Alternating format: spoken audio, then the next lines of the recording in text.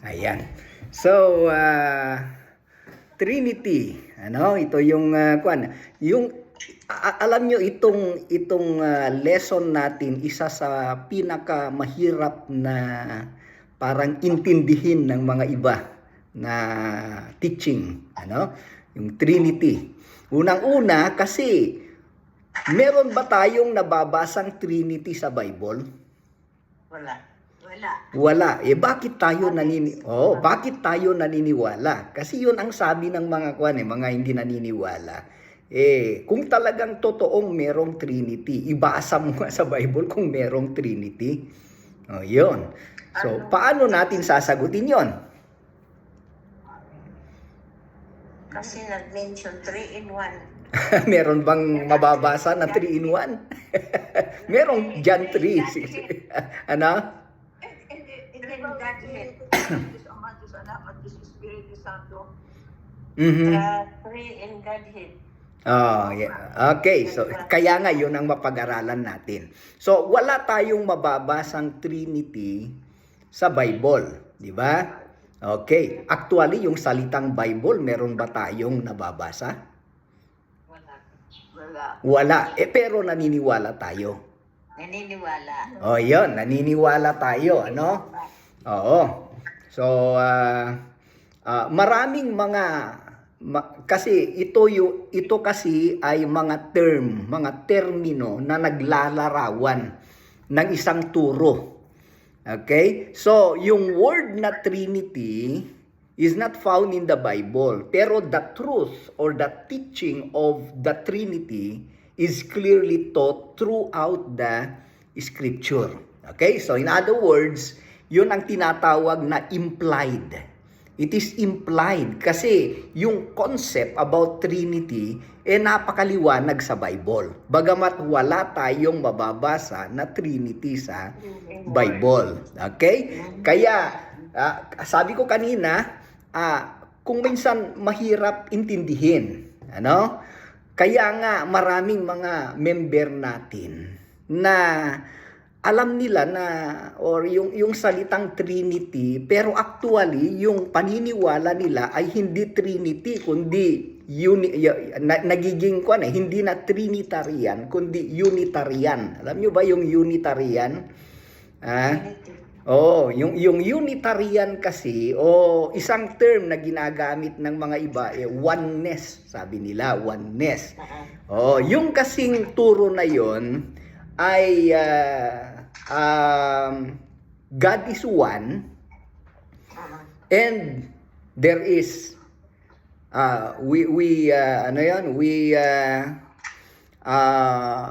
read we read from the Bible that there is Father, Son, and the Holy Spirit. Kaya lang ang paniniwala nila, yung Father, yun din ang Son, and then yung Son, yun din ang Holy Spirit. Okay? Kaya maraming naniniwala na ganon. Kaya yun ang kailangang i-explain natin na maigi. Kasi magiging Unitarian tayo kung ganon. Okay? Hindi na Trinity yun. Yun ay oneness, ang tawag ng mga iba doon.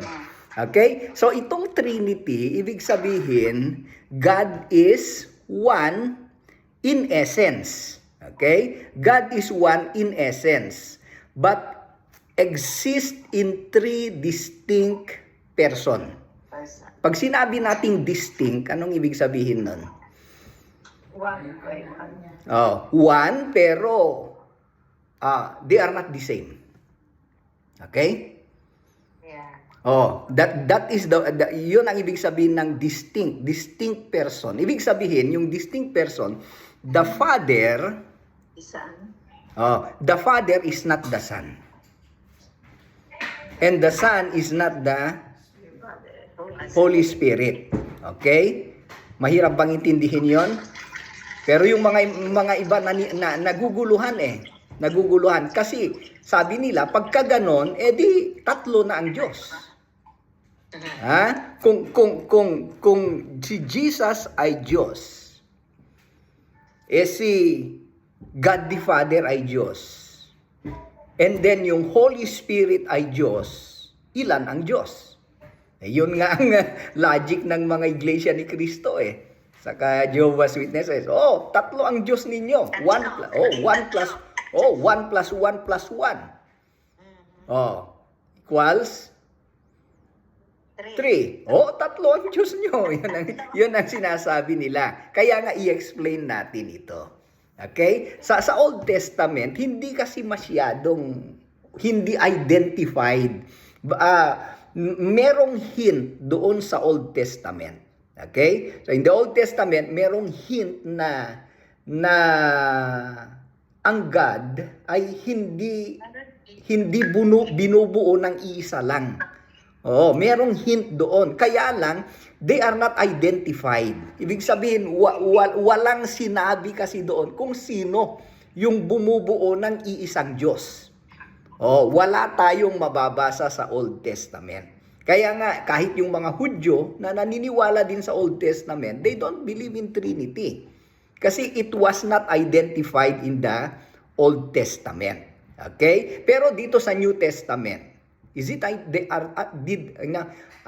they identified in the Old Testament?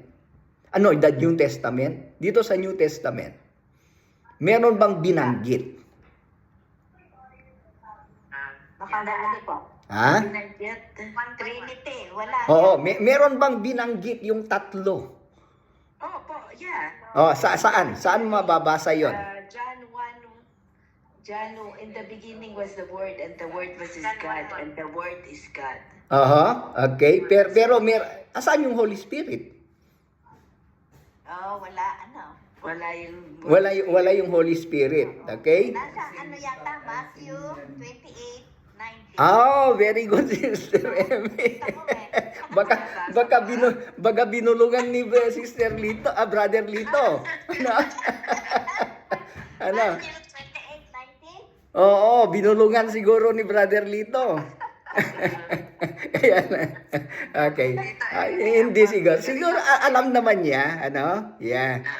Oo, Matthew 28:19. Yun kasi ang pinaka-clear na mababasa natin sa New Testament.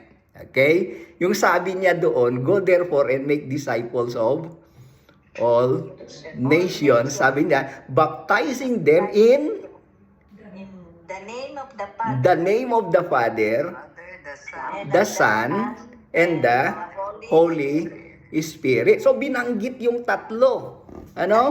Oo, binanggit yung tatlo. Talagang very clear. Pero pag tiningnan natin yung verse na ito, parang kung sa English, parang merong mali. Kasi pagkatatlo, dapat baptizing them in the name of the Father. in the name sana kasi tatlo. Oo. Oh, di ba? In the names of the Father, Son, and the Holy Spirit. Dahil tatlo. Pero bakit name? Bakit singular? Oo. It's only one. It's only one. Pero tatlo yung binanggit. Parang siguro walang mag-a-argue. Oh, in the name, sabi niya Oh. So, ibig sabihin, ang nakikita ko dito, in the name, ibig sabihin, iisang pangalan, okay? Pero yung iisang pangalan ay binubuo ng tatlo, okay? And, yon, binensyon na niya yon, Father, Son, and the Holy Spirit. And they were mentioned in the same level, in the name of the Father, and of the Son, and of the Holy Spirit. Yon. Kasi if there is only one God na si Father, si Father lang ang God. Kung isama mo yung Son dito, parang inilagay mo sa iisang level. Inilagay mo sa parehong level yung Father and Son. Sa mga Hudyo, yun ay blasphemy. Hindi pwede. Nabanggit yung Father dito. Pagkatapos ibabanggit mo yung pangalan ng anak and then pangalan ng Espiritu Santo. That is blasphemy to them. Except kung naniniwala ka o naniniwala tayo na the Father, Son, and the Holy Spirit, yun ang bumubuo ng iisang Diyos. Yan. Okay, now, pupunta tayo sa definition. Although, medyo na ipaliwanag na natin. Pero dito sa outline natin kasi, the definition of the Trinity. Okay? So, Trinity, sabi dito, means one God. Okay? Kasi, hindi naman tayo naniniwala sa three gods. Hindi. Okay. Ang Bible, maliwanag na itinuturo na meron lang iisang Diyos. Okay? So we believe in one God who eternally exists as three persons. Okay? So one God, three persons. Okay? One God, three distinct persons. Okay? Sino yon? Father, Son, and the Holy Spirit. And each one is fully and equally God. So, ibig sabihin, by nature, yung nature, pag nature yung pinag-uusapan natin, pare-pareho sila. Equally God. Walang mas mataas, walang mas mababa. Pare-pareho. Okay? Pagdating sa nature.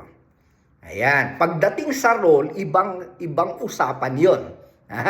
Kasi, yung mga iba kasi, lalong-lalo na yung mga Jehovah's Witnesses, mga Iglesia, hindi nila masyadong naintindihan yung difference between the nature and role.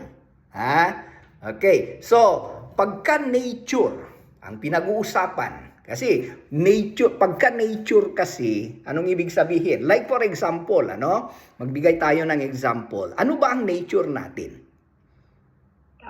Tao. Okay, so tao. Lahat tayo tao. Diba? Okay, so sino ang mas mataas na tao? Meron ba yung mas superior na tao? Kasi our nature, tao. Okay. And then, sabi ng constitution natin, lahat tayo ay equal. Diba? Lahat tayo equal. Okay? Oo. Pero halimbawa, ikaw ay anak, yung ama, sinong mas mataas sa'yo? Ama. Ayan. Yun ay position. Hindi nature ang pinag-uusapan doon. Hindi nature ang pinag-uusapan. Position yon. Position. Role. Like for example, yung babae, yung husband and wife. Sinong mas mataas sa kanila? Depende. Ang pag pinag-uusapan ay nature,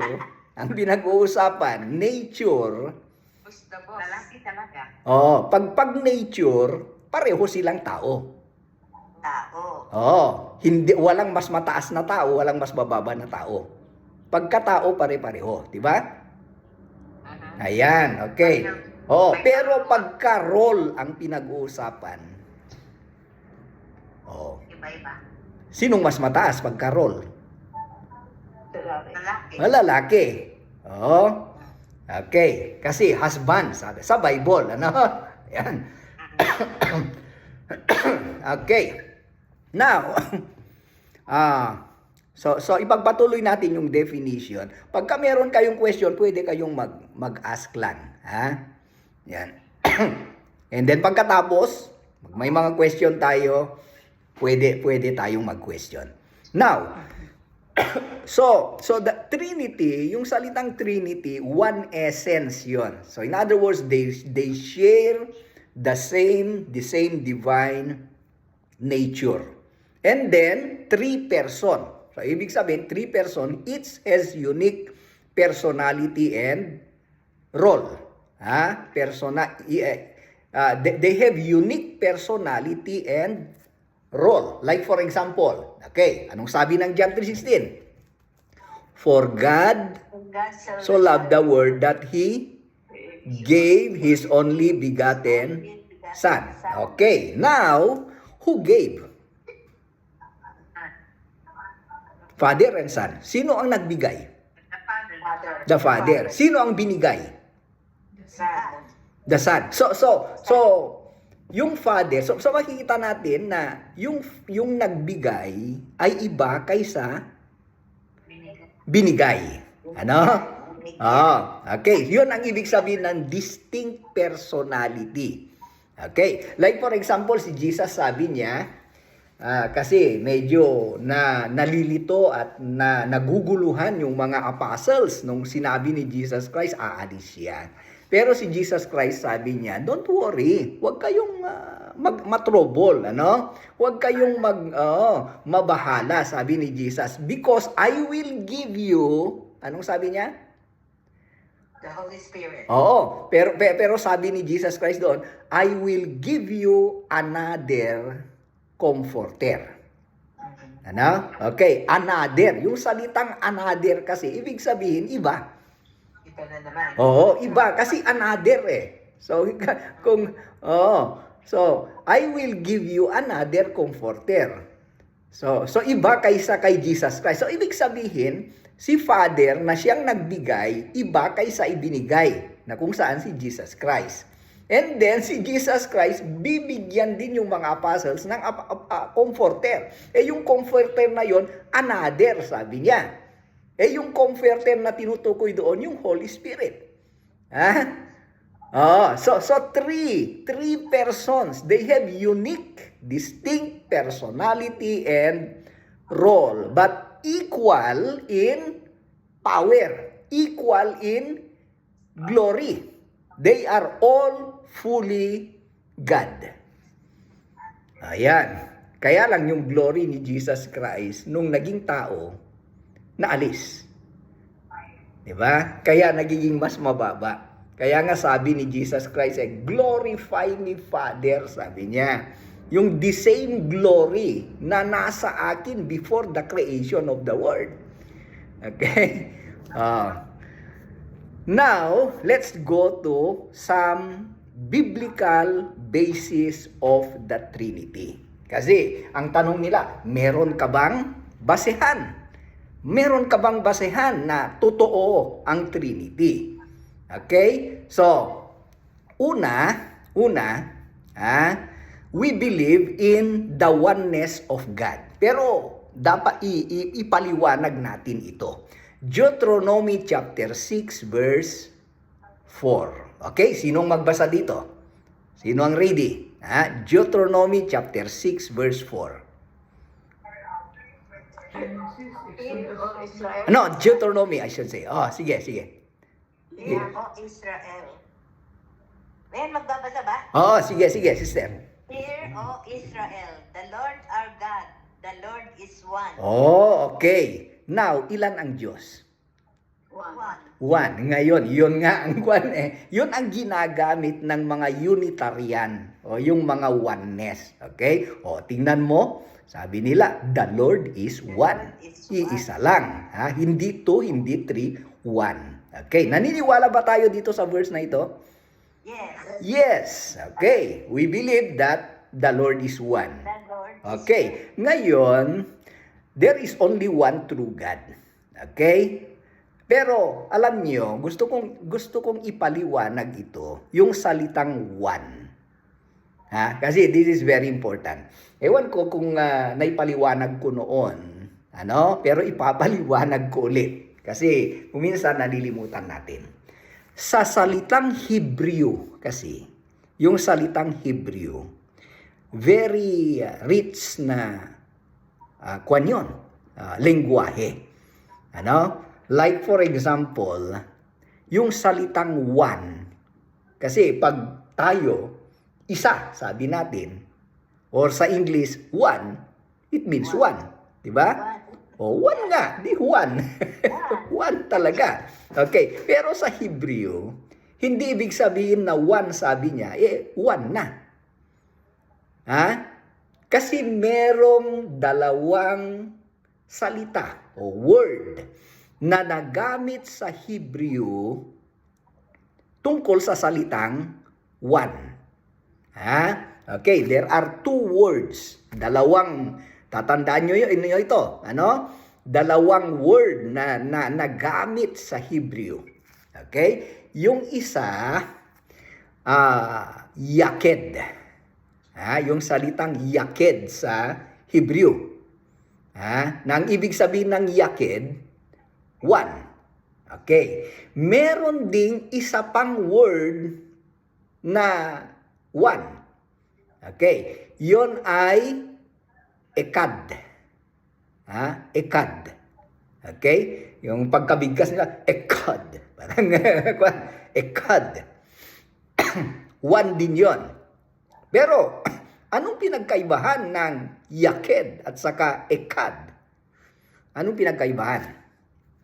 Okay, yung yaked kasi, pag ginamit nila yung yaked na one, ibig sabihin, ang tinutukoy nila, iisa, na talagang iisa, walang kasama. Yun ang ibig sabihin ng yaked. Okay, talagang iisa. Ano? Sinong kasama mo? Wala, nag-iisa lang ako. Talagang nag-iisa ka. Ano? Yun ang ibig sabihin ng yaked. Okay. Ngayon, yung salitang ekad, pagka ginamit nila yung salitang ekad, ibig sabihin, iisa pero grupo. Parang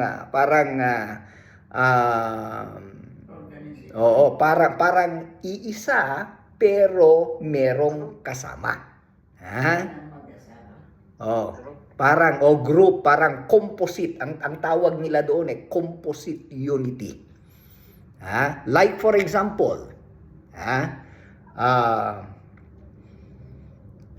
ang nagamit sa magbigay ako ng example sa Bible na ang nagamit na word ay ekad. Ang sabi niya sa Genesis, yung sabi niya doon na yung lalaki at babae ay pag sila ay nag-asawa, nagsama na. Okay? And then anong sabi niya doon?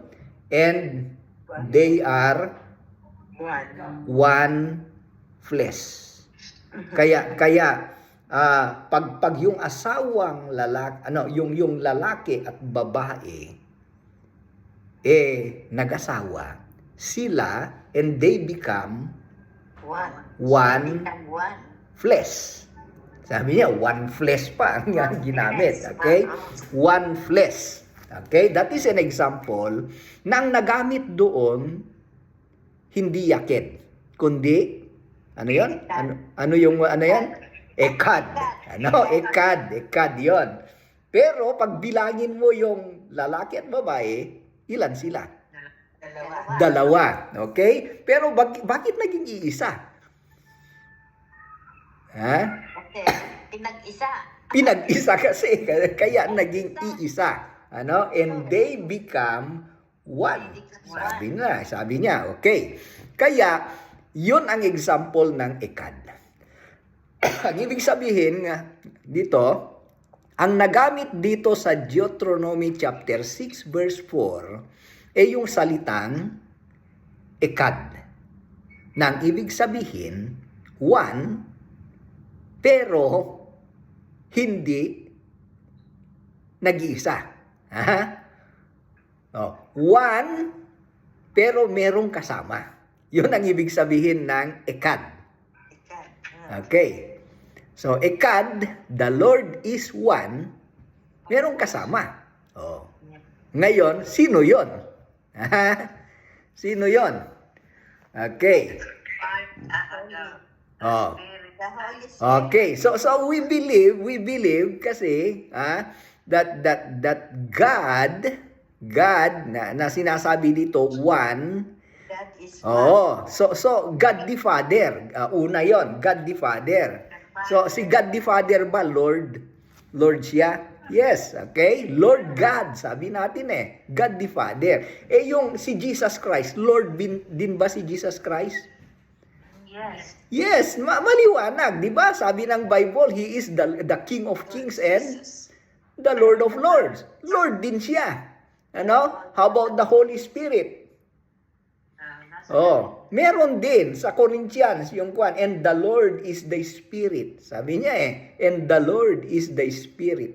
So ibig sabihin, iisa sila. So yung Ama na tinawag na Lord, si Jesus Christ tinawag din na Lord. Si God the Father tinawag din na Lord. Pero iisa sila. Yan, iisa. Okay. So there is only one true God. Okay? And then the Trinity does not mean three gods, but one God. God. Yon ang salitang ekad. One God in three persons. Okay? Like for example, meron tayong mga verses dito. The Father is God. There is no question about the Father. Kasi kahit anong denominasyon o relihiyon, they believe that the Father is God. Walang question doon. Kaya hindi na natin masyadong ipaliwanag yon. Kasi maliwanag na God, the Father, or Father is God. How about si Jesus? God ba? Okay. So, ang pinakakaramihan na ginagamit natin, yung John chapter 1 verse 1. Okay? So, in the beginning was the Word. Kasi yun ang pangalan ni Jesus Christ in the beginning. Word. And the Word was with God muna. In the beginning was the Word. Nandun na pala nung beginning yung Word. And the Word was? Anong ibig sabihin ng and the Word was with God? What does it mean by that? Kasama na. Kasama. In the beginning. In the beginning, kasama na ni Jesus Christ si Father. So kasama na siya.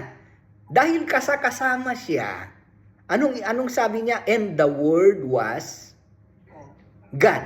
Okay. Ngayon in verse 14, yung Word ba ma-prove natin na si Jesus talaga yung tinutukoy na Word? Meron ba tayong ebidensya na si Jesus Christ yun nga ang Word? Kasi yung Jehovah's Witnesses, yung iglesia ni Cristo, hindi sila naniniwala na yung Word daw si Jesus Christ. And the Word was God. Flesh. Okay, saan natin matatagpuan 'yon? Sa baba. Saan? Dapat alam natin.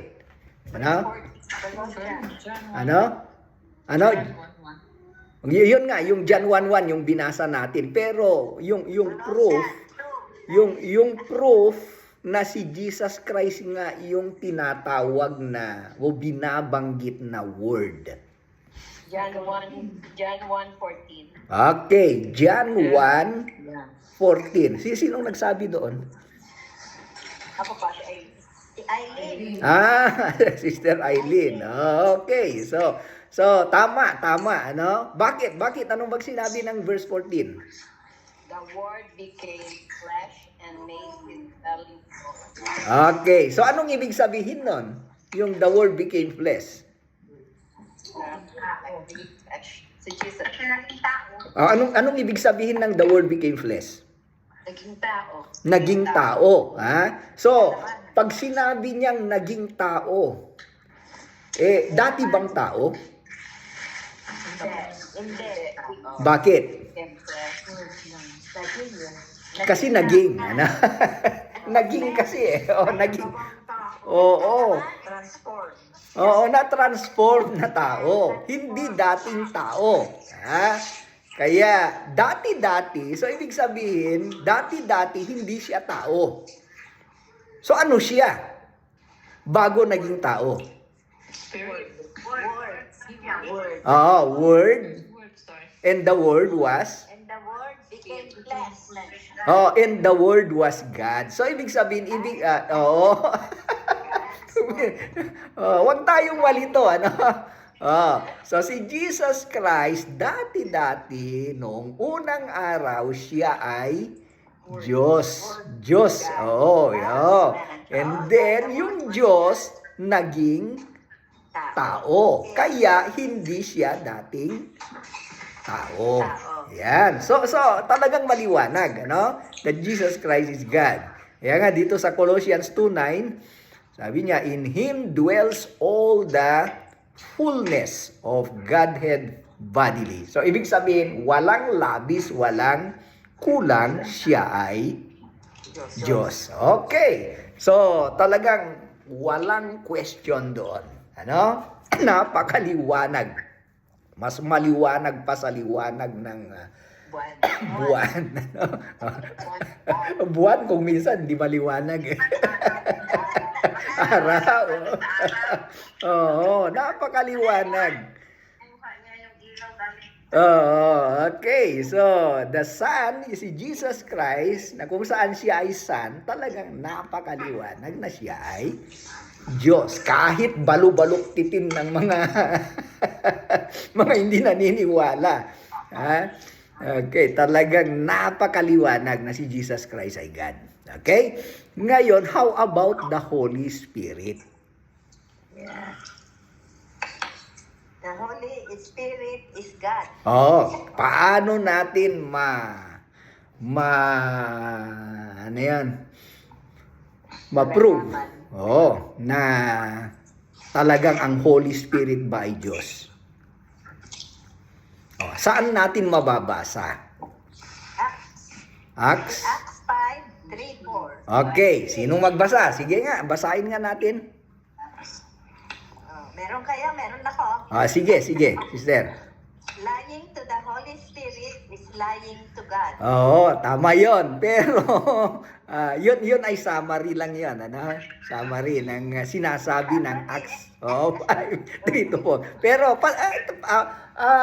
subukan nga natin basahin yung talagang 3-4 para ma-explain natin. Acts 3-4. Acts 5:3-4. Okay. Acts 5:3-4. 3-4. That is Acts 5.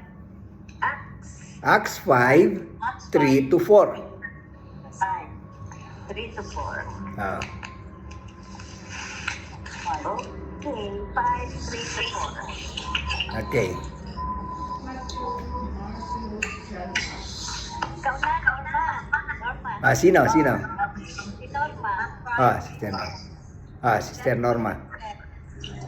Ananias, how is it that Satan has subdued your heart, that you have lied to the Holy Spirit and have kept for yourself of the money you received for the land? Did it belong to you before it was sold? And after it was sold, wasn't the money at your disposal? What made you think of doing such a thing? You have not lied to men, but to God. Okay. So, paliwanag natin, ano? Dito kasi, yung mag-asawa. Sino anong pangalan ng mag-asawa dito? Si Ananias. Ananias at Yung asawa niya. anong sa asawa niya? Anong pangalan ng asawa niya? Safira. Ananias at saka si Safira. Ngayon, anong ginawa nung mag-asawa? Nagbenta ng lupa. Ngayon, nung binenta nila ang lupa, meron silang pangako. Anong pangako nila?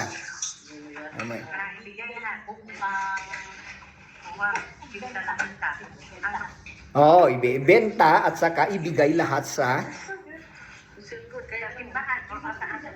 church. Kasi yun ang promise nila eh. Yun ang promise nila. Nag-promise sila na ibigay nila lahat yung pinagbentahan nila. Pero nung siguro naibenta nila ay sayang naman ang laking halaga. Oh, ngayon, what happened? Anong ginawa nila? So, imbes na ibigay nila lahat, Imbis na ibigay ng buo, nakdaan naman pa sila. yan.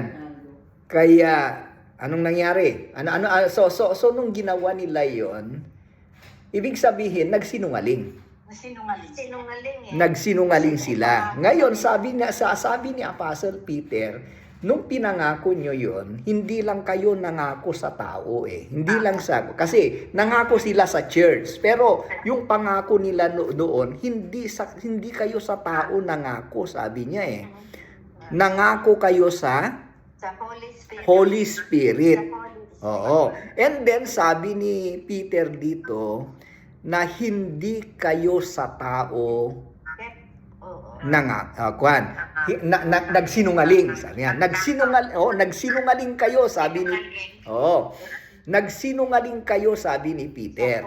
Ano? Pero hindi sa tao kayo nagsinungaling. Kanino kayo nagsinungaling? The Holy Spirit. Sa Diyos. Sa Holy Spirit, sabi niya. Una, sabi niya, bakit nagsinungaling kayo sa Holy Spirit? Sabi ni Apostle Peter, hindi kayo sa tao nagsinungaling, kundi sa Diyos. So ibig sabihin, nung sinabi niya sa Holy Spirit siya nagsinungaling, yung Holy Spirit hindi ang Holy Spirit na siyang pinagsinungalingan ni Ananias at Sapphira, hindi siya tao, kundi siya ay Diyos. So therefore, yung Holy Spirit ay Diyos. Ayan. So maliwanag ba 'yon? Maliwanag na ang Holy Spirit talagang Diyos siya.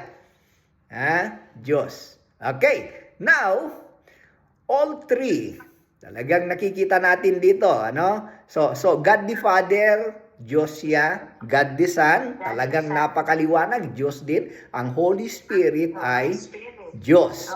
Okay? Ngayon, hindi tatlo ang Diyos, kundi ito yung tatlong persona na bumubuo ng iisang Diyos. Okay, so all three persons together. Kaya nga, una, sa Jesus baptism, bakit maling verse ang nilagay? Tama pala, ito. Okay, yung trabaho nila, yung work nila. Sa Matthew 3:16-17, ito ay tungkol sa baptism ni Jesus Christ. Matthew 6:16-17. Okay? Di ba? Saan nabaptize si Jesus Christ? Nabaptize? Saan? Sa river. Sa anong river? River of Jordan. River of Jordan. Yan. Sana mapasyalan natin yon. Jordan River. Okay. Nung nabaptize si Jesus sa Jordan River, sinong nagbaptize sa kanya? John the Baptist. John the Baptist. Okay. So, nung inilubog siya, si Jesus Christ, nabaptize, di ba? And then, nung umahon siya mula sa tubig, anong nangyari? Merong nagsalita. Merong nagsalita. Na-open yung heaven. Na-open yung heaven at pagkatapos merong nagsalita. Sino yung nagsalita? Yung Ama. Ama. Anong sabi ng Ama? Ito ang aking sinisintang anak. Anak. Ayan. So, ito ang aking sinisintang anak. Yun, pakinggan nyo siya. Sabi niya. Okay. Nagsalita yung Ama. Ngayon, meron namang bumaba. Sabi niya. Bumaba. Sino yung bumaba? Ang Holy Spirit. Na parang, anong sabi niya doon? Parang dove. Merong bumaba na parang dove. Ano kaya yon? Ang Holy Spirit. Holy Spirit. So makikita natin yung tatlo, So si Jesus Christ, siya ang nabaptize. Si Ama, siya ang nagsalita. So yung nabaptize, hindi pareho sa nagsalita. Ano? Yun. Pagkatapos merong bumaba. Sino yung bumaba? Yung Holy Spirit. Ayan. So makita natin how they work together. And then yung Great Commission, yung nakuha natin kanina, baptizing them in the name of the Father, Son, and the Holy Spirit. And then yung benediction, di ba? May mga benediction sa Bible. Example, sa 2 Corinthians 13, verse 14, na mention doon, and the grace of the Lord Jesus Christ, sabi niya, and the love of God, and the fellowship of the Holy Spirit be with you all. Oh, talagang isa-isa na binanggit. Hindi lang pala sa sa Great Commission na nabanggit yung talagang pangalan nila, kundi kahit yung mga benediction talagang makikita natin, Jesus Christ, God the Father, and then the fellowship of the Holy Spirit. Talagang yung mga early Christians, kinikilala talaga nila yung tatlong persona at inilalagay nila sa iisang level. Okay? Father, Son, and the Holy Spirit. Ayan. So the roles of each person. Ano ba yung role nila? Like for example, the Father, siya ay source. He is the source, He is the creator, He is the master planner. 1 Corinthians chapter 8, verse 16. How about the Son? Ano yung role ng Son? He is the Savior, He is the Redeemer, He is the Revealer. He is the way, the truth, and the life. The Holy Spirit. How about the Holy Spirit? Anong role ng Holy Spirit? He is the comforter, teacher, sanctifier. So, ibig sabihin, meron silang kanya-kanyang role. That's why all these three work together in perfect unity. One purpose, one will, one God. Kaya nga sabi ni Jesus Christ, I and the Father are one. Okay? So, I and the Father. Bakit one? Bakit niya sinabi yon? Kaya minsan nalilito tayo sa verse na yon. Oh, one, ibig sabihin si Father, si Jesus Christ din. Kasi one, sabi niya No. Hindi ibig sabihin na sabi Jesus Christ, one, iisang kwan na sila, personality. Hindi, That is an example of Ekad kasi sa Old Testament sana. Pero yung one na yon, ang ibig sabihin ay they are not one they are one in essence but not in personality. Okay? So one in essence, one in purpose. Talagang iisa ang purpose nila and complete ang unity nila kaya nasabi na one. Okay? So bakit kinakailangan ang Trinity? Bakit kinakailangang maniwala tayo dito? Okay? Una, it reveals God's nature. Okay, so God is relational and loving within Himself. Kaya nga yun ang nature ng God So it is nagiging example sa atin kung paano sila nagkakaisa, kung paano sila nag-iibigan. Kaya nga sabi ni Jesus Christ sa John chapter 17 na nawa Ama, sabi niya, magkaisa sila gaya ng pagkakaisa natin. Yun ang sabi ni Jesus Christ. That they may be one as we are one. Yun. Kaya, so it reveals God's nature. Ikalawa, it explains salvation. Mas maliwanag sa atin na yung salvation, that the Father is the one who planned, master planner, the Son accomplished, and the Holy Spirit applies it to our hearts. Kaya nga, yung after ng salvation natin, yung Holy Spirit ngayon, siya ngayon ang nagtatrabaho sa buhay natin. Okay, na kung minsan nalilimutan natin, yung Holy Spirit. Okay, napakalaki ang role ng Holy Spirit sa atin ngayon. Actually, siya ngayon ang nagtatrabaho sa buhay natin, yung Holy Spirit. Okay? Now, so the Father plans, the Son redeems, and the Holy Spirit sanctifies. So it shapes our worship. Kasi true worship honors these three persons, Father, Son, and the Holy Spirit. So we worship the Father in the name of Jesus Christ by the Spirit. Kaya nga sabi ni Jesus Christ, he that worship Him must worship in spirit and in truth. Okay. And then number 4, the Holy Spirit will guide us in our Christian, yung tatlo, yeah? They guide us in our Christian living. Okay? So we depend on the Holy Spirit, yung guidance of the Holy Spirit. Kaya nga si Apostle Paul sabi niya, be ye filled with the Holy Spirit every day. And then, we need always also every day to follow Christ. Follow Christ. Kasi if you want to be my disciple, deny yourself, take up your cross daily, and follow me. Okay, kaya kung ano yung gusto ni Jesus Christ, dapat yon ang gagawin natin. And then for the glory of the Father. Okay, so all glory belongs to the Father. So, in conclusion, the doctrine of the Trinity is a mystery, yet it is essential to our faith. We worship one God who reveals Himself as Father, Son, and the Holy Spirit. There are three persons co-equal, co-eternal, and co-existence. Ayan. So, now to the King Eternal, sabi niya, immortal, invisible, the only God, be honor and glory forever and ever. And that is yung tinatawag nating Trinity. Ayan. Any question?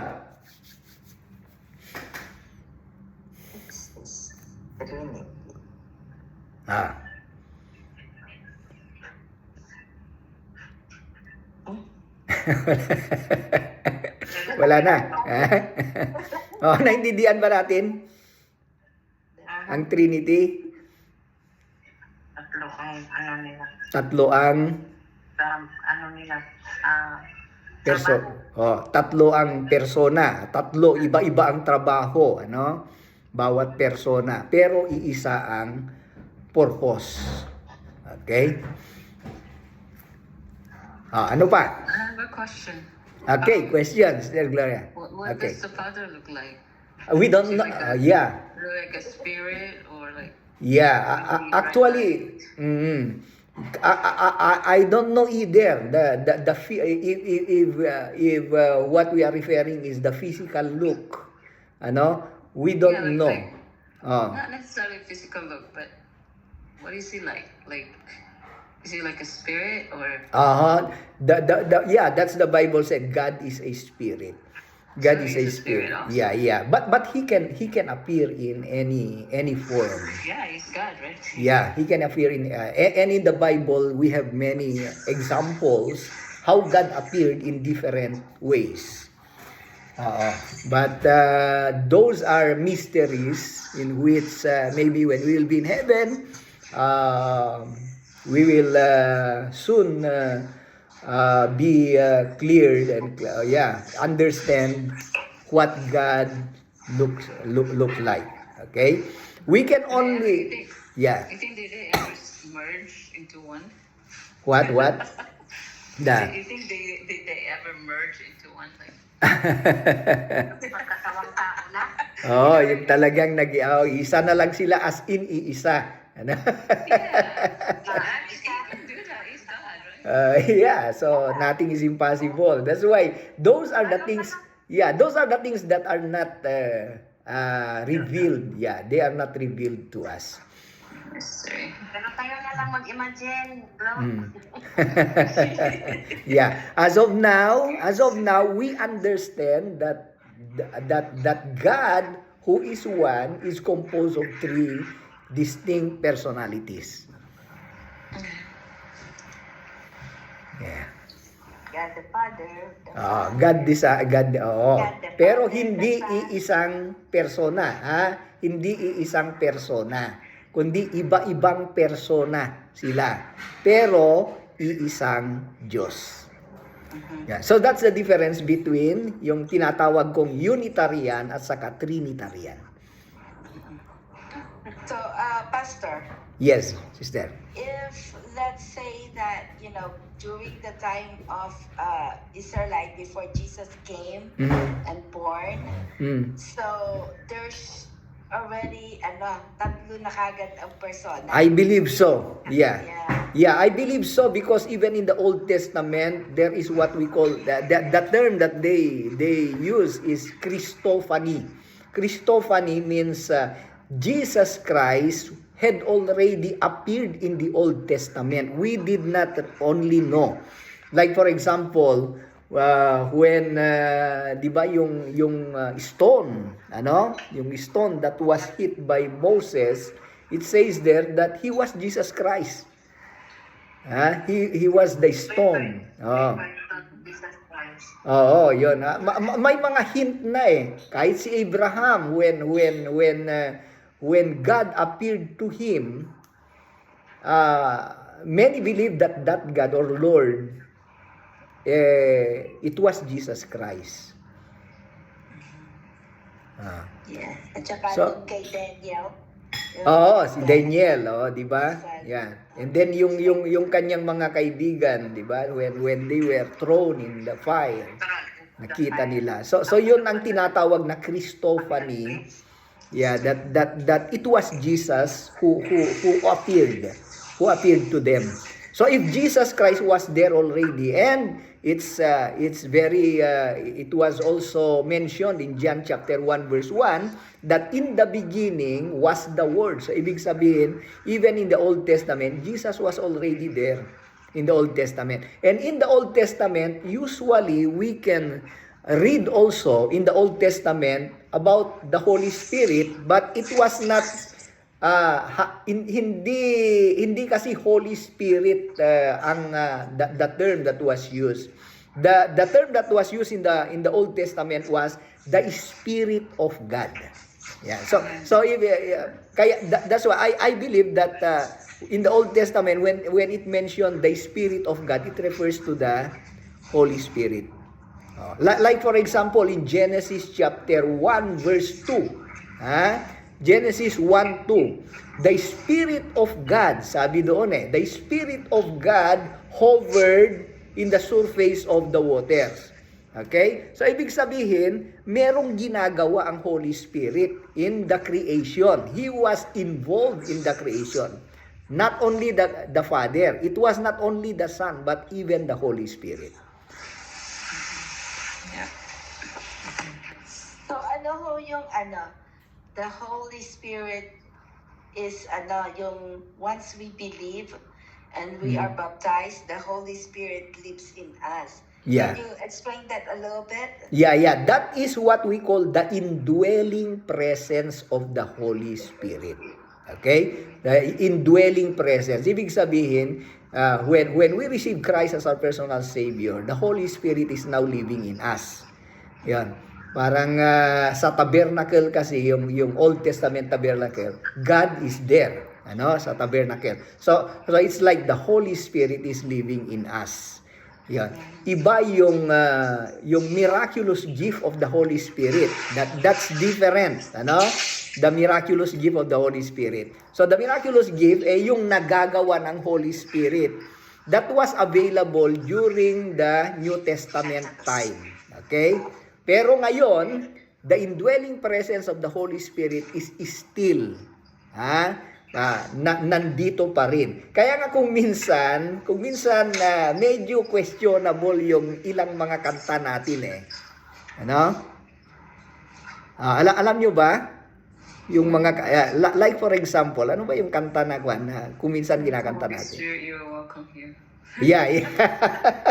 Holy Spirit. So as if the Holy Spirit is not yet in us.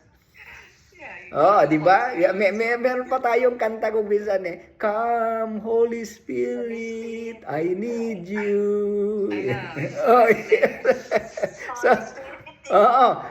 Kasi kung parang wala pa ang Holy Spirit sa atin. Siguro yung kumakanta doon hindi pa Kristiyano pero gusto niya siguro na tanggapin. Kaya, come, Holy Spirit, I need you. Pero pag tayo Kristiyano na, hindi na kailangan yon because the Holy Spirit is already in us. Kasama na natin. And sabi ni Apostle Paul na if the Holy Spirit is not in us, you are not ano yan, son of God, sabi niya. Hindi tayo anak ng Diyos pag ang Holy Spirit wala sa atin. Yeah. Kasi yun ang kwan natin sign, yun ang seal natin. Yeah. So the unforgivable sin is the blasphemy of That the Holy the blasphemy of the Holy Spirit. Hindi rin clear doon ang what does it mean by the blasphemy of the Holy Spirit. Okay? Pero ang hint doon, yung blasphemy of the Holy Spirit is the continuous rejection of Jesus Christ in our life. Kasi that is a sin na hindi talaga napapatawad if we continue to reject Jesus Christ in our life. Okay? So meaning ba pastor na kung hindi ka talaga magpabaptize, At hindi ka, ayaw mong tanggapin si Jesus Christ sa buhay mo, nananatili ang kasalanan sa buhay natin because we are sinners, and the only way wherein our sins will be forgiven is to receive Christ as our personal Savior. yeah, parang mabago nga tayo pagtapos mabaptize. baptize. Oo. Kailangan baptize. Oo. Di ba napansin natin, ako napansin ko, kung hindi siguro ko baptize, ay nako. Makasalanan. Mhm. Yeah, but Oo. baptism alone is not gonna Yeah, hindi lang baptism. Yeah, faith is the means, Yung talagang faith is the means for salvation. Kailangan talaga naniniwala tayo sa ginawa ng Diyos sa ating buhay, okay? But the time wherein we receive that grace is when we were baptized. But kahit nagbaptize ka kung walang faith, walang silbi. Wala din. Yeah, wala Yeah. rin. Oo. Yeah. So, kailangan talaga magkasama yun. Kung hindi naman mag-decide magpapagtas kung wala kang faith.